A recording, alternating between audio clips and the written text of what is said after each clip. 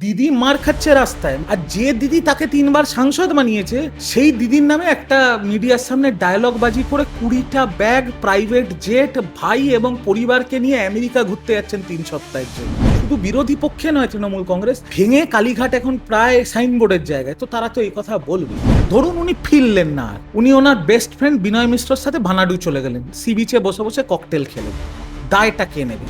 অভিষেক বন্দ্যোপাধ্যায়ের বিরুদ্ধে কঠোর থেকে কঠোর ব্যবস্থা নিন, তার কারণ আগামী 6 মাস বাদে যদি অভিষেক ব্যানার্জি অ্যারেস্ট না হয়, তাহলে আপনারা যারা ভারতীয় জনতা পার্টির এখন শীর্ষ নেতৃত্ব, তারা কিন্তু আর বলতে পারবেন না বাংলায় দুর্নীতি হয়েছে।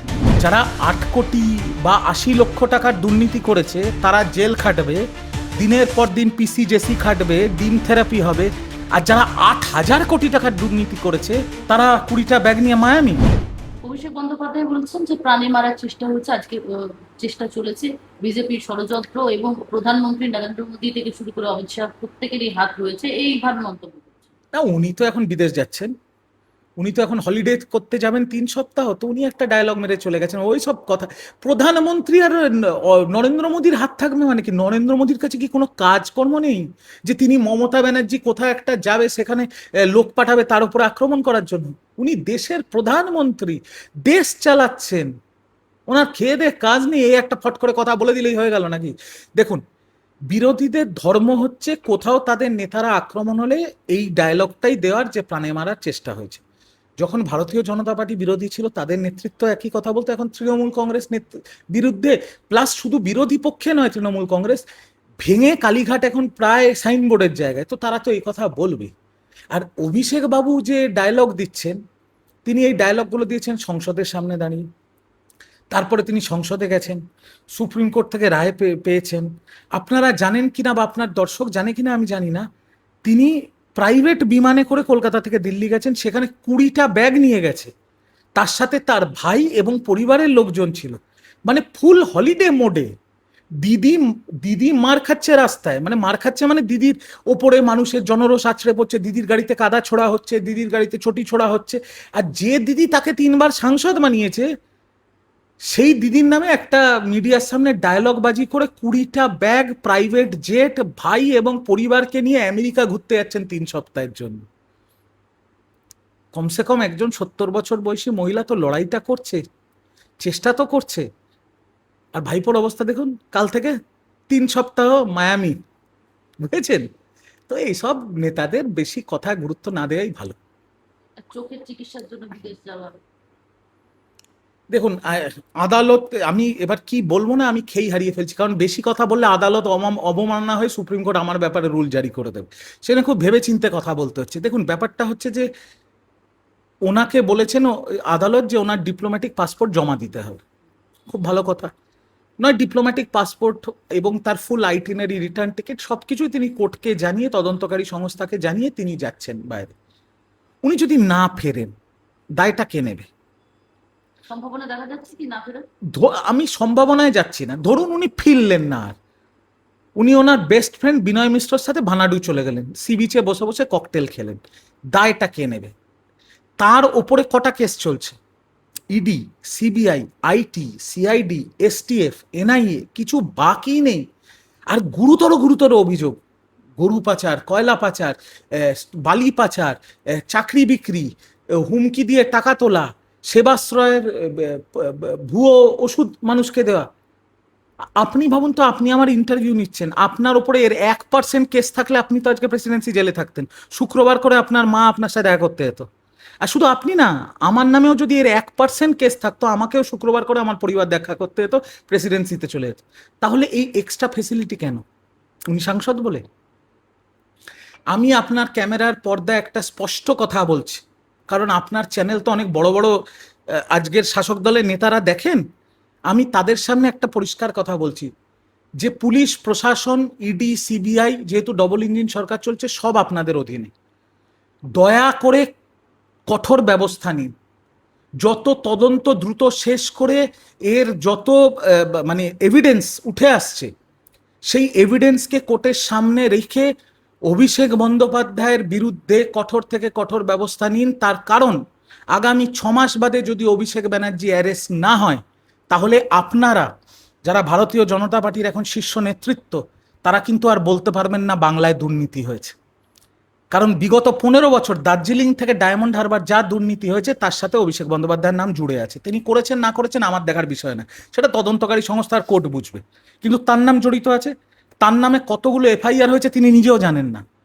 এই মুহূর্তে এত কিছুর পরেও যদি ওনার বিরুদ্ধে কঠোর ব্যবস্থা না নেয় কেন্দ্র তদন্তকারী সংস্থা বা বাংলার তদন্তকারী সংস্থা, তাহলে কিন্তু ভারতীয় জনতা পার্টি আর কোনোদিন মানুষের সামনে বলতে পারবে না যে বাংলায় কোনো দুর্নীতি হয়েছে।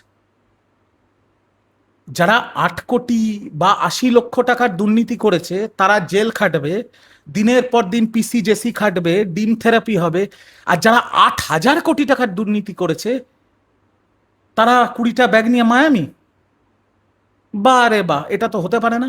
আমি তাই অনুরোধ করব কেন্দ্র তদন্তকারী সংস্থা এবং বাংলার তদন্তকারী সংস্থাদের, আপনারা সব এভিডেন্স জোগাড় করে কঠোর ব্যবস্থা নিন। আর বাংলার এবং কেন্দ্রের বিজেপির সরকারকে বলবো, মানুষের কাছে এই স্বচ্ছতার, আপনারা যে স্বচ্ছ, আপনারা যে ন্যায্য তদন্ত করছেন মানুষের স্বার্থে, সেটা প্রমাণ করতে এনার বিরুদ্ধে ব্যবস্থা নিন। না হলে কিন্তু বাংলায় 15 বছরে কোনো দুর্নীতি হয়নি। দাদা, আরো একটা বিষয় আছে, মমতা বন্দ্যোপাধ্যায়ের উপর আক্রমণের প্রতিবাদে রাস্তায় তৃণমূল মমতাপন্থী যারা তৃণমূল তারা নেমেছিলেন এবং তারা বেশ কয়েকজন আটকও হয়েছিলেন, আমরা দেখলাম। কি বলবেন এই ঘটনায়?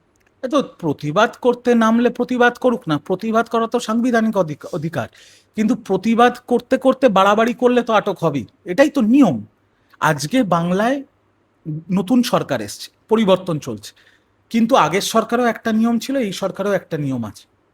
সেটা হচ্ছে law and order is a state subject. Law and order স্টেটের হাতে। আপনি প্রতিবাদ করুন, আপনি মিছিল করুন, আপনি ধর্ণা করুন, প্রদর্শন করুন, পুলিশ পারমিশন নিয়ে করুন, কে বারণ করেছে? যন্তর মন্তরেও তো এত বড় ধর্ণা প্রদর্শন আন্দোলন হলো তো। কিন্তু পুলিশ পারমিশন নিয়ে আপনি যদি মনে করেন একটা ব্যস্ত রাস্তা আটকাবেন, আপনি যদি মনে করেন কোথাও ঝামেলা পাকাবেন, কোথাও ভাঙচুর করবেন, তাহলে পুলিশের মতো আইনি ব্যবস্থা নেবে। আজকে নিশ্চয়ই তারা বিনা পারমিশনে কোনো রাস্তা টাস্তা আটকাতে গেছিল, সেই জন্য পুলিশ তাদের থানায় তুলে নিয়ে গেছে। আর যতটুকু আমার কাছে খবর আছে তাদের তো ছেড়েও দিয়েছে।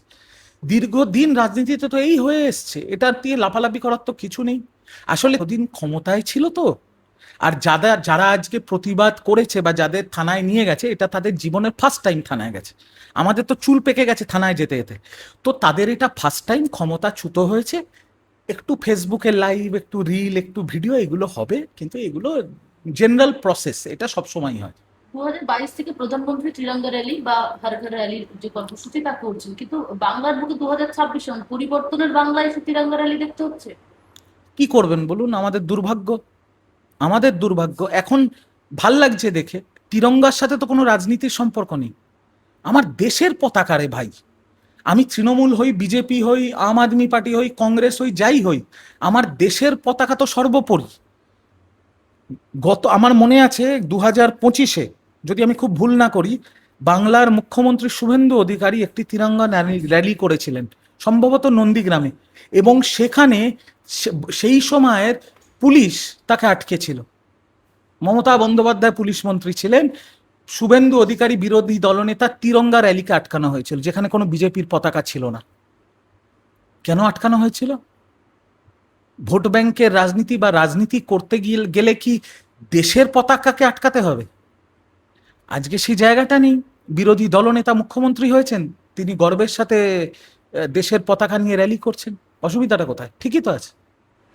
যন্তর মন্তরে আমরা ছাত্র আন্দোলন দেখেছিলাম, ঠিক সেরকম আমরা দেখতে পাচ্ছি রাঁচিতেও একই রকম ভাবে ছাত্র আন্দোলন চলছে এবং পুলিশের আজকে লাঠিচার্জ থেকে শুরু করে ছাত্রদের উপর জল কামান, টিয়ার গ্যাস সবকিছুই লক্ষ্য করা যায়। আমার প্রশ্ন, আরশোলাগুলো কোথায়? আরশোলাগুলো কোথায়? মহুয়া মৈত্র কোথায়? গেছিল তো যন্তর মন্ত্রের ভাষণ দিতেন উনি। কল্যাণ বন্দ্যোপাধ্যায় কোথায়? অরবিন্দ কেজরিওয়াল কোথায়? কংগ্রেসের সরকার, জোট সরকার। রাহুল গান্ধী কোথায়? ঝাড়খণ্ডে যারা পেপার লিক, ঠিক একই কেস, পেপার লিকের বিরুদ্ধে যে ছাত্ররা আন্দোলন করছে, তারা ছাত্র না? তারা কি টেররিস্ট? তা তো নয়, তারা তো ছাত্র। ঝাড়খণ্ড আর যন্তর মন্তরের ফারাক হচ্ছে, যন্তর মন্তরে একটাও ভিডিও আপনি দেখাতে পারবেন না যেখানে প্রধানমন্ত্রী বা স্বরাষ্ট্রমন্ত্রীকে অশ্রাব্য ভাষায় গাল দেওয়া হয়েছে, হয়নি। কিন্তু পুলিশকে পাথর মারা হয়নি, কিন্তু ওখানে গিয়ে আজাদি আজাদি স্লোগান হয়নি, কিন্তু গেছিল কিছু, কচি বামপন্থীরা ওদের তাড়িয়ে দেওয়া হয়েছে। এটা পিওর ছাত্রদের আন্দোলন, যেটা গণতান্ত্রিক অধিকার, সিস্টেমের বিরুদ্ধে, পেপার লিকের বিরুদ্ধে, দেশের ভবিষ্যৎকে সুরক্ষিত করার জন্য। সেখানে ককরোচ কোথায়? তাদের এনআরআই নেতাগুলো কোথায়? যায়নি কেন? ওই আমেরিকার ভুয়ো ডিগ্রিধারী ককরোচ নেতা যায়নি কেন? তার সাথে যারা স্টেজে ছিল তারা যায়নি কেন? সোনাম ভাঙচুক কোথায়? যায়নি কেন ঝাড়খণ্ডে? ভিডিও বার্তা ভিডিও যায়নি কেন? দিল্লিতে তো ভিডিও বার্তা দেয়নি, শটাং করে চলে এসছে। যায়নি কেন? ওরা কি ছাত্র নয়? ওদেরকে আজকে যে পুলিশ পেটাচ্ছে, এটার প্রতিবাদ হবে না? কাঁদানে গ্যাস ছোড়া হচ্ছে, জল কামান ব্যবহার করা হচ্ছে, প্রতিবাদ হবে না? ওরা ছাত্র নয়? আজকের ঝাড়খণ্ডের ছাত্রদের আন্দোলনে পুলিশ যেভাবে লাঠিচার্জ করেছে, কাঁদানে গ্যাস ছুড়েছে, জল কামান চালিয়েছে, সেখানে এই নেতা কাউকে দেখা যায়নি যাদের যন্তর মন্তরে দেখা হয়েছিল। এটাই একটা জিনিস প্রমাণিত হয়ে গেল। যন্তর মন্তরের আন্দোলন ছাত্র যুবর আন্দোলন ছিল না, যন্তর মন্তরের আন্দোলন ছিল মোদি বিরোধী আন্দোলন, বিজেপি বিরোধী আন্দোলন। পুরোটাই রাজনৈতিক উদ্দেশ্য প্রণোদিত এবং পুরোটাই বিদেশ থেকে ফান্ডিং করা আন্দোলন। এটা তো আজকে জলের মতো পরিষ্কার হয়ে গেছে, মানুষ সব দেখছে। কিন্তু আরো ভালো ভালো খবর দেখতে সাবস্ক্রাইব করুন বাংলা হান্টের ইউটিউব চ্যানেল। বাংলা হান্টের আরো খবর দেখতে নজর রাখুন। বাংলা খবর মানেই বাংলা হান্ট।